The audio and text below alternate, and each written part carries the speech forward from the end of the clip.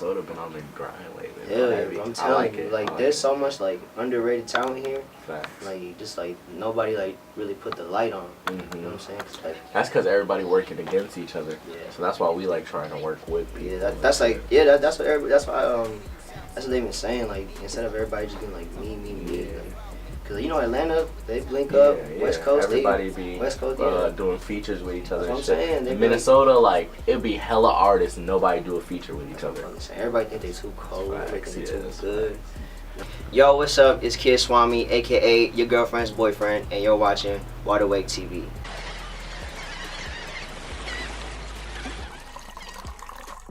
Who is Kid Swami? It's just a young Asian kid trying to make it out in Minnesota. You know, I've been doing my thing for a long time. You know, just I think Kid Swami is just it's someone who wants to, you know, help people get through things, like whether it's like heartbreak, struggle. You know, it's just someone just trying to help through music. You know, I started making music because my cousins were really into music first. My older cousins, and they were doing like covers and stuff. And then I wanted to do covers too. And then they stopped, then I didn't. And when I kept doing it, you know, I got some girls, but then like, you know, then I realized like this shit's cool, and people said I was good at it, so I just kept trying to do it, and then that's where I am now. I was born in St. Paul. I grew up there. I was like in and out of the city, so I spent like my first 6 years in St. Paul. Then I moved to like the countryside, like Forest Lake. Then I moved back to the city, another 4 years there, and then I live in Stillwater now. What was it like working with Stupid Young? Stupid Young was cool. He's mad cool, mad humble. You know, we just we did the songs together. He came to town, was like, yo, let's shoot a music video. And then so I whipped down there. We shot it. He was mad cool, mad humble. You know, mad funny too. Like if he didn't do music, you would just think he was just another like Asian dude who's got mad tats, but just like mad chill. What kind of connection do you guys have that? Cause he just hit you up and said, like, let's shoot a video. Like, are y'all ethnicity? No, we're not the same. We're not the same ethnicity. He's Cambodian. I'm pretty sure he's Cambodian, and I'm Hmong. But I mean, like we hit each other in the DM. I hit him up. I just hit him up on the DMs because I was just like, you know, I'm gonna just shoot my shot. You know, because he would say he hit me. He was like, was doing features for the low, and my homie was like, hey, go hit him up. So I hit him up. We did the feature, and then we did the whole song, and he hit me up, was like, you're not trying to shoot the video? We got a dope song. So I was like, shit, yeah, we should shoot the video. So then after we shot the video, and then we shot it, I posted it, and then once it hit like 250,000, he was like, he just hit me out of the blue. He was like, you know, the video was doing good numbers, you know, I'm proud of you. You know, just hit me up when you want to do another song, and, you know, I'll give you another one for the low. So I think he see potential, you know, in me, you know, because I've been grinding. I took the initiative, you know, so that's cool. And like I always support, you know, I'm always gonna support what he do. You know, that's like big bro, so that's what it is. My biggest inspiration, like just music wise or like music wise, why you got into music and why you make your music? Kind of who you see yourself as. Who I said, well, like my biggest inspirations were, like I said, my cousins. You know what I'm saying? Like they were the ones who really laid the foundation down. Like they were the ones in their bedrooms who had all the mics, the you know, we bootlegged FL Studio, and they just did it. And like at first it was just to get girls, you know, but then like it was like when I was going through some shit, you know, like depression, heartbreak, whoop-de-whoop, you know, I was just like, I don't really got no friends to really count on, cause I don't like venting to people, you know, like to people that like only my close homies I vent to. So when I'm by myself in my room, like, let me just put on a beat, you know, and let it out. You know, that's like when my best music comes out too. I say it's like emotional music, like vibe music, you know, because like I never write a song first. Like I always find the beat, and whatever the beat makes me feel, you know, like basically the song will write itself when I like go through a beat. I'll go through like 100 beats before I choose like one, and I can write like, you know, you bullshit beats and stuff, you bullshit songs, but like once like, you know, you'll have a good song when like your songs are written in like 5 minutes. Like all my songs that I posted, I wrote those in like 20-30 minutes because it was just like, you know, you vibing out in the studio, you just singing, and then all of a sudden it's like, damn, I got a whole song. You know, that's what it is. Making my music right here in the studio, you know. Right here, got the home studio. You know, the reason I got a job was so I can get a home studio, because I didn't want to.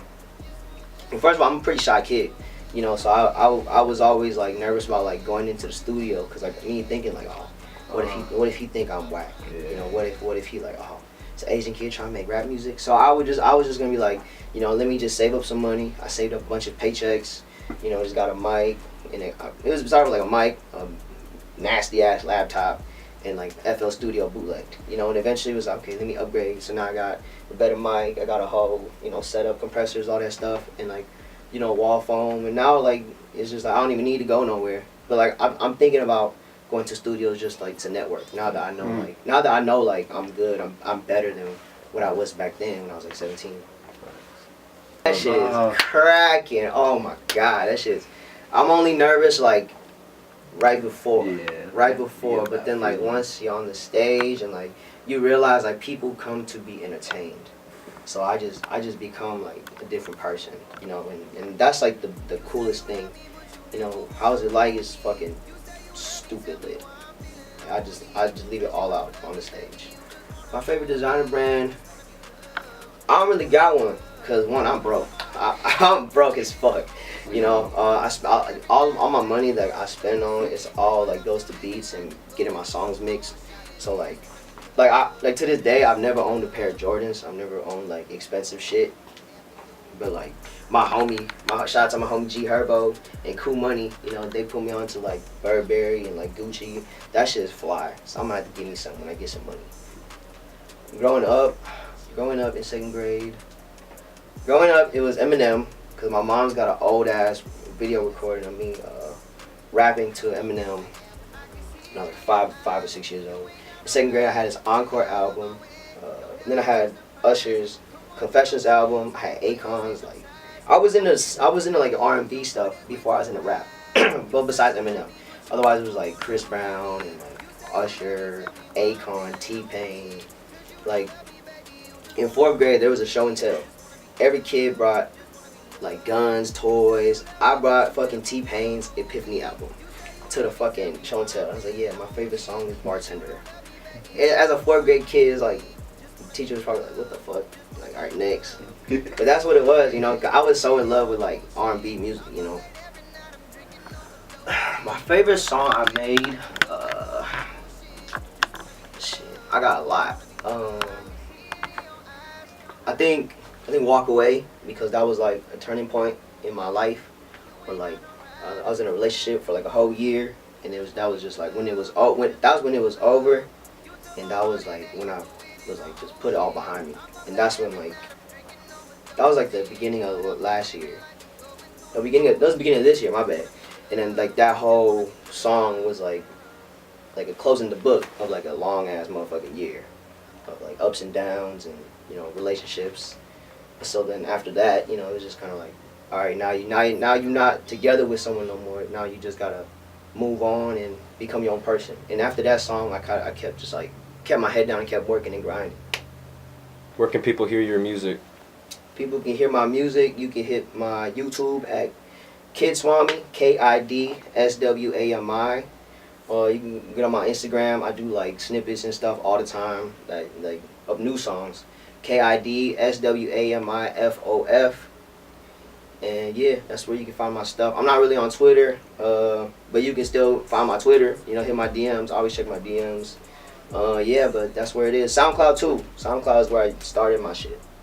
So Kidswami, KIDSWAMI. Shout out to my boys, ABG. You know, my boy Nick, my boy Deb, TP, Dwayne, Cool Money. You know, Rocky, man, you know who it is. All my boys. I'm not gonna sit here and shout out everybody because that would take damn near 30 minutes. But y'all know who y'all are. You know, thank you to everybody who shows love to the music. Everybody who's been DMing me. You know, just showing love. Yo, this is Kidswami. You just watched my interview with Waterway TV.